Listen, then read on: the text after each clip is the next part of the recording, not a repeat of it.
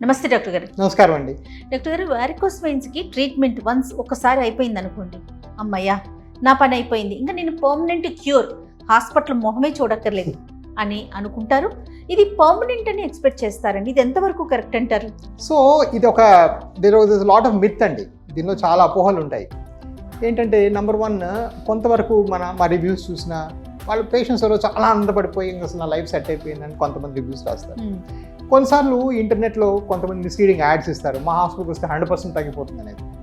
యాక్చువల్గా అది ఒక మిత్ అండి. నేను 8 ఏళ్ళుగా దగ్గర ఒక 10,000కి మించి ఇంటర్వ్యూస్లో కానీ ప్రతిసారి ఈ మ్యాటర్ నొక్కి వక్కాళించి చెప్తాను. ఏంటంటే ఒక ప్రొసీజర్ అన్నాక దానికి ఒక సక్సెస్ రేట్ బిల్ట్ ఉంటుంది.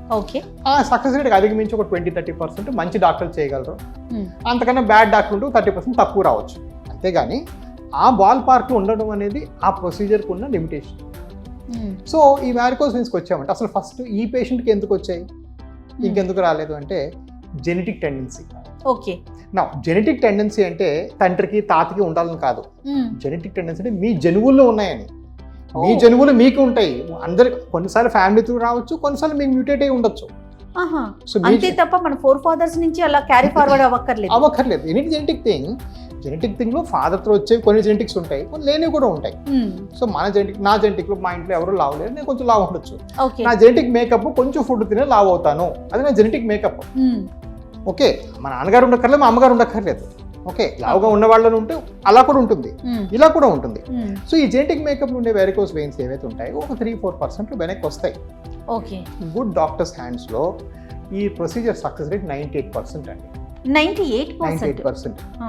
అంటే 100 మందికి చేస్తే 2లో మళ్ళీ వచ్చే అవకాశం ఉంది. ఓకే, ఇది చాలా ఇంపార్టెంట్ గమనించుకోవాల్సింది. ఈ వచ్చినప్పుడు ఎలా రియాక్ట్ అవుతుంది అనేది వేరే సంగతి. మా వ్యవస్థ చాలా పెద్దది, దగ్గర నెలకు 500 ఆపరేషన్ జరుగుతాయి. మాకు ఒక ఎక్స్ట్రా ఆపరేషన్, ఎక్స్ట్రా రీడు, లేకపోతే ఎక్స్ట్రా టచ్అప్ లాగా వచ్చిన ఇంజెక్షన్ చేయడం మా సంస్థలు చాలా చిన్నదే కాబట్టి చేయం. చాలా సంస్థలు ఆ ఎక్స్ట్రా దానికి కూడా ఛార్జ్ చేస్తారు. ఓకే, సో అది అవుట్ ఆఫ్ మా బిగ్నెస్, దానికి మాకేం ఆబ్లిగేషన్ లేదు. బట్ నాకు ఇండియాలో బెస్ట్ అవ్వాలని కోరిక కాబట్టి అవన్నీ ఎంతో మందికి ఫ్రీగానే చేశాను. సో అది వేరే విషయం. కానీ రాదు 100% గ్యారంటీ. కొన్నిసార్లు వాళ్ళ పాయింట్ వాళ్ళు మెన్షన్ చేయడానికి మీరు అనుండొచ్చు 100, నేను ఇప్పుడు అనలేదండి. ఎప్పుడు కూడా 98%. మీరు సైన్ చేసే కన్సెంట్ ఫామ్ కూడా 97% సైన్ చేస్తాం.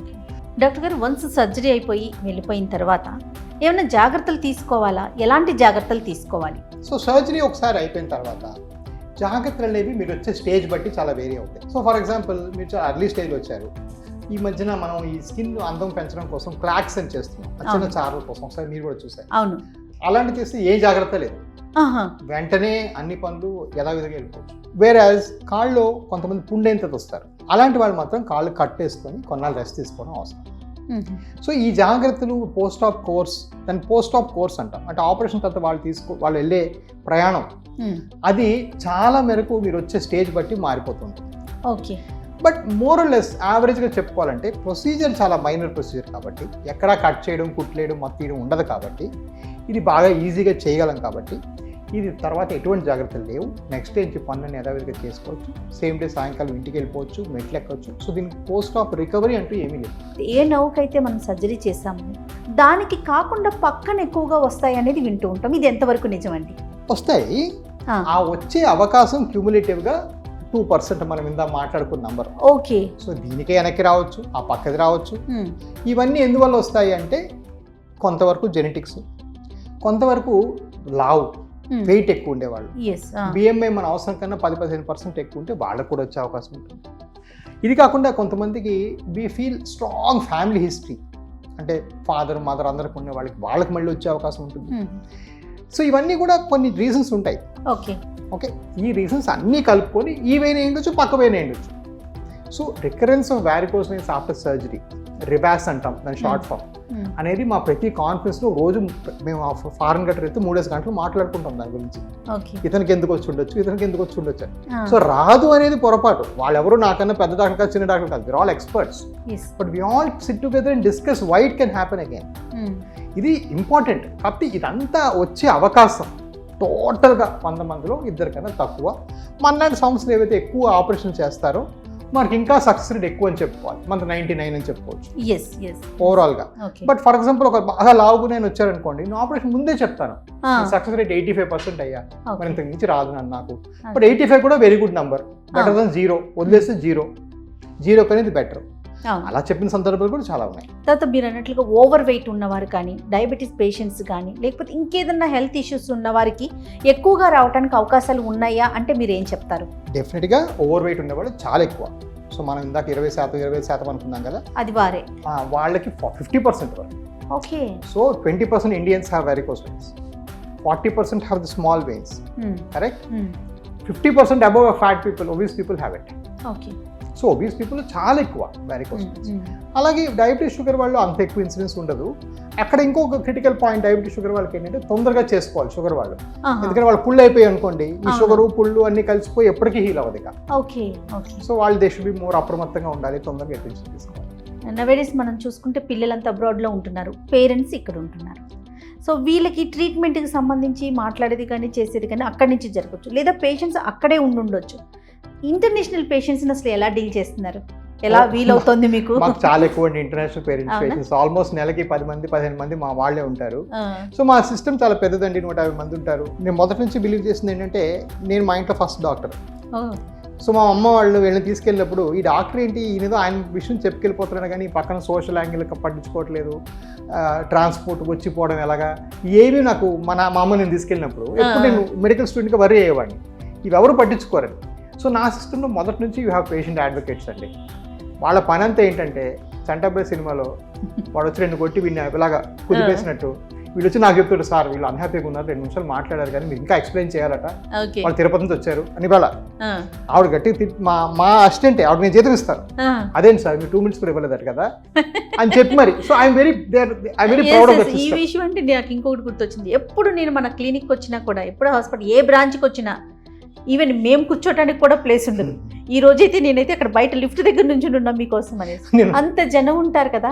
ఎలా అండి వాళ్ళకి అసలు టైం ఎలా ఇస్తారు అంటే, మినిమం టైం నిజంగా ఎక్స్పెక్ట్ చేస్తామండి పేషెంట్స్. మేము ఎవరమైనా ఏ డాక్టర్ దగ్గరికి వెళ్ళినా మమ్మల్ని చూడాలి, మాతో మాట్లాడాలి, టచ్ చేసి మాట్లాడాలి, ఇలాంటి ఫీల్ ఉంటుంది కదా.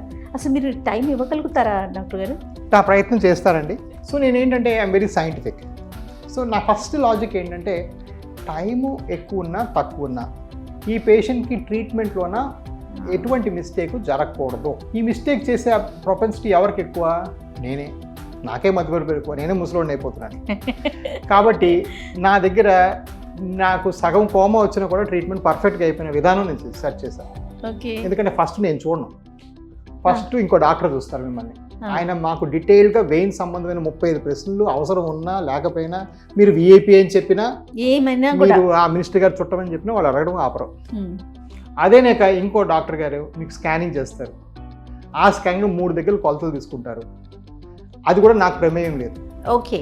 ఇవి 2 కలబోసి నాకు ఇచ్చినప్పుడు నాకు కొంచెం తీవ్రమైన తలనొప్పి ఉన్నా కూడా నాకు 5 నిమిషాలు డెసిషన్ వచ్చేస్తుంది.